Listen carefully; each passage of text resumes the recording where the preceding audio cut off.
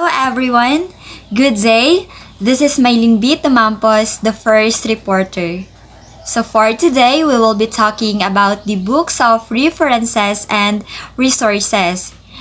This book contains an information that is reliable and could help us in our study. So for now, allow me to introduce these books.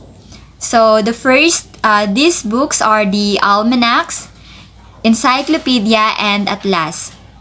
Almanac, it is a book of facts. Encyclopedia, a book of knowledge and threats. And Atlas, it is a book of maps.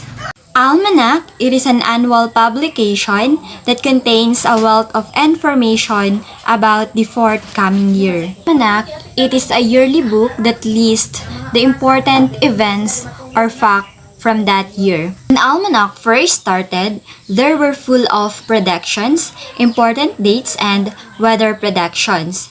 Today, most almanacs are factual and are written after the current year. The word almanac may have derived from the Greek word almanacheiaka, which means calendar.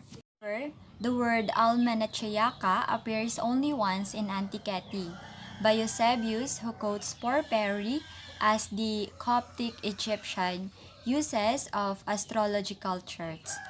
So there are another theory about the word almanac. So this theory is that the word almanac was an Arabic word, almanacro, meaning climate. So almanacs began to gain real prominence only after the development of printing. The German Regiomontanus, or aka Johann Muller, published one of the most important early in 1473 under the title Ephemerides ab Anno. But before anything else, kilalanin muna natin kung sino si Johann Muller. So si Johann Muller, or better known as Regiomontanus, was a mathematician, astrologer, and astronomer of the German Renaissance. And what is Ephemerides ab Anno? So, according to Wikipedia, Ephemerides ab Anno is a table or data fixed giving the calculated positions of a celestial object at regular intervals throughout a period. The first almanac printed in colonial North America, it is one almanac for New England for the year 1639. It is compiled by William Pierce and printed in Cambridge, Mass under the supervision of Harvard College. So in modern day, almanac are of several types. So one of these type are the traditional type, and it is one of the almanac that survived, aimed the Old Farmer Almanac, or it is called the Old Farmer Almanacs, which has been continuously published in the United States since 1792. But the best known type of almanac is now a handy and dependable collection of a vast array of statistical, historical, and other information. Notable English language, so example of this type is include the World Almanac and Book of Facts. So this is our main topic for today, the Almanac, the Book of Facts, which was first published in 1868. And now let's moving on to those person who made contribution in almanacs, or those person really involved in almanacs. So the first one is William Bradford. So William Bradford is American printer. He issues one of the first American almanacs, the America's Messenger, year 1615, the first American Book of Common Prayer on 1710, and many political writings and prophets. So those are the things that made by William Bradford. Second is Diego de Torres Villarroel.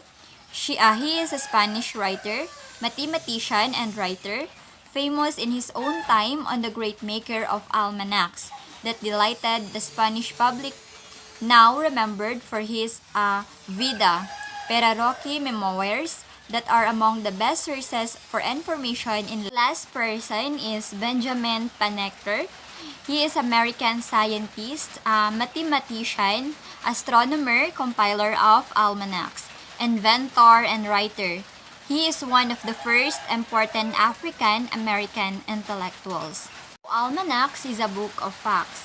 Facts about weather, facts about people and sports, facts about the planets, facts about the important dates, and facts about invention, and the last is facts about cities and countries. So through almanacs, we can gain an information and knowledges, ideas about what happened before, because because the almanac, it is written yearly. So as a student as a young people who born in 21st century, so there is a copy of the almanac that has the date of year 1990, mga ganon. So as a young generation, we have an idea of what happened before, the facts of what happened before. So through almanacs, we have an idea and knowledges that what's really happened of the sports before, about the weathers, and so on. So there are also some almanacs that we may know. So these are the following: the National Geographic Kids Almanac and Guinness World Record. So what is National Geographic Kids Almanac?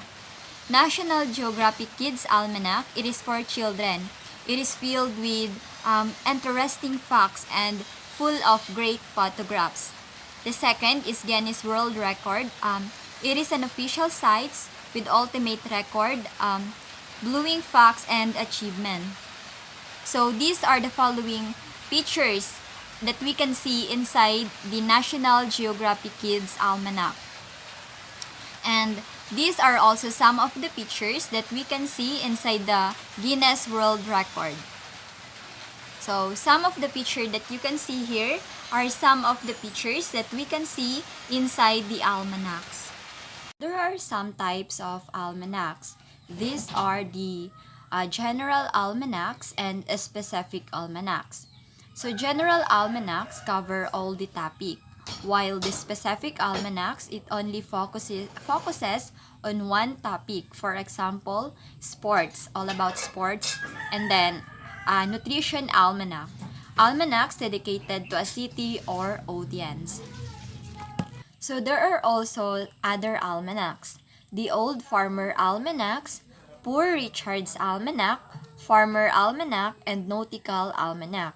So the Old Farmer Almanac is a reference book containing weather forecast, planting charts, astronomical data, recipes, and articles. The Poor Richard's Almanac was a yearly almanac published by Benjamin Franklin, who adopted the pseudonym of Poor Richard. And Farmer's Almanac is a reference book that contains weather, tide, tables, planting charts, and more. And the last one is the Nautical Almanac. It's a publication describing the positions of selection bodies for the purpose of enabling navigators to use celestial. So now let's proceed to the question, what is an almanac used for? So an almanac is a resource that is published annually, containing useful sets of data, statistics, and predictions to help guide people through various aspects of life each year. That could be all for my topic. So at this moment, I will give the floor to Mr. Chester Carbacel to report his part, which is the Encyclopedia. Thank you. Good day everyone. I am one of the reporter in this lesson and my topic is Encyclopedia. But before going further with a deep discussion, let us define first what is encyclopedia, why it is important, how it is being used, and most importantly, what are the types of encyclopedia and who are the famous person behind the discovery of encyclopedia. So according to my research and based on a Merriam-Webster dictionary, encyclopedia is a work It's a work that contains information on all branches of knowledge or treats comprehensively a particular branch of knowledge, usually in articles arranged alphabetically, often by subject. In a short term, it is a set of books that give information on a subjective manner. We usually found encyclopedia in library and even make a browse of it in the internet. We might think that what makes encyclopedia different from other books like dictionaries, it is because encyclopedia entries are longer and more detailed than those in most dictionaries. Generally speaking, encyclopedia articles focus on factual information concerning the subject named in the article's title. This is unlike dictionary entries which focus on linguistic information about words such as their etymology, meaning, pronunciation, use, and grammatical forms. So now, why is encyclopedia is important?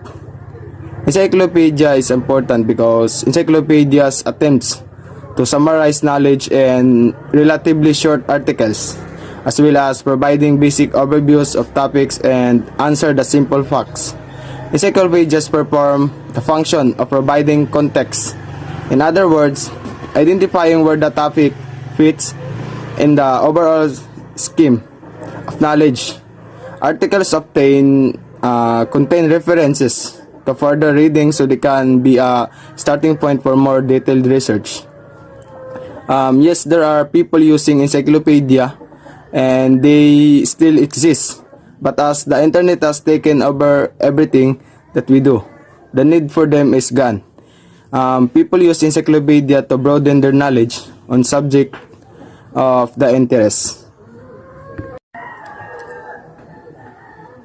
So moving on, the earliest encyclopedia worked to have survived to modern time in the Naturalist Historia of Pliny the Elder, a Roman statement living 1st century AD. He compiled 37 chapters covering all aspects of the world around him. So Pliny the Elder was born in Como, Italy and died on 79 AD. And Pliny the Elder was a Roman author, naturalist, and natural philosopher, and naval and army commander of the early Roman Empire, and a friend of the Emperor Vespasian. And he wrote the Encyclopedic Naturalist Historia, which became an editorial model for encyclopedias. Pliny the Elder wrote the Natural History, an encyclopedic work of uneven accuracy that was an authority on scientific matters up to the Middle Ages. So the next person, or one of the famous contributor of the encyclopedia, was Denis Diderot. Denis Diderot was a French philosopher, art critic, and writer, best known for serving as co-founder, chief editor, and contributor to the Encyclopedia, along with Jean-Louis d'Alembert. He was a prominent figure during the Age of Enlightenment, and also he was the driving force behind Encyclopedia, and one of the most compendiums of the human knowledge of his time. So before Wikipedia, there were encyclopedia. So it means the first is the encyclopedia, and it's been used for many decades. So what are the difference between encyclopedia and Wikipedia? So the difference between encyclopedia and Wikipedia is Wikipedia is a sea of information that is being contributed by readers present in all parts of the world, and the content of the site is growing by the minute, and there is a tendency that Wikipedia is not reliable or it was being edited, the information or knowledge by someone. According to someone, Wikipedia is not have an truth information because it can be edited and put some information that cannot be true, while encyclopedia are literary works that are definitive and authoritative, and it was reliable and have untruth information with a certain topic which cannot be said about the Wikipedia. So now let us proceed to the next. So encyclopedia. Encyclopedia was a comparison and also a collection of knowledge, a knowledge form from all different things, like for examples about the animals, humans, and etc. Encyclopedia was full of knowledge of different aspects on this world. It was the first book that have full of knowledge and informations of different things and parts. As what I have said earlier, it was a set of book that being organized or in a alphabetically order, and it was full of knowledge and informations, and it also contains with those subheadings, pictures, and charts and other things. So now let's proceed and let's define or know those three types of encyclopedia. So encyclopedia is categorized into three types, which are the general, subject, and online encyclopedia. So first in the list is the general encyclopedia. So general encyclopedia, these are the large multi-volume reference work that covers a broad range of topic, each without a great deal of depth. A general encyclopedia gathers information from all branches of knowledge and arrange it alphabetically for reader reference. The purpose of an encyclopedia article is to give an overview of a subject. An article's bibliography will provide the user with further source of information. So second is the subject encyclopedia. These are also specialized encyclopedia which is also provide more details and technical information on a specific area of knowledge such as arts, science, and technology. So last but not the least is an online encyclopedia, or also called an internet encyclopedia or a digital encyclopedia. Is an encyclopedia accessible through the internet. Examples include Wikipedia and Encyclopedia Britannica. So next is let us know what are the use of encyclopedia. So what is encyclopedia used for?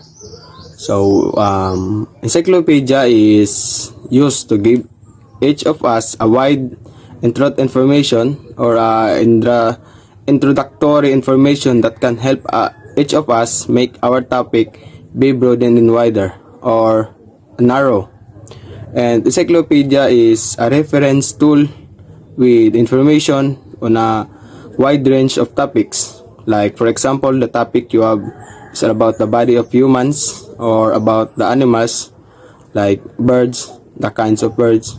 So encyclopedia was one recommended to use about this particular research to have more knowledge and informations about their certain topics. So it can help many people because of the content they have or the informations and knowledge that put in this book. So there is someone that did not know how to use an encyclopedia. So in this part we will discuss how to use the encyclopedia. So an encyclopedia is an alphabetical collection of reference information it is divided into many books or volumes. Because of the large number of subjects that are covered, using an encyclopedia is often the first step in searching a subject, and you can use an online version or a print edition. But there are some steps how to use encyclopedia.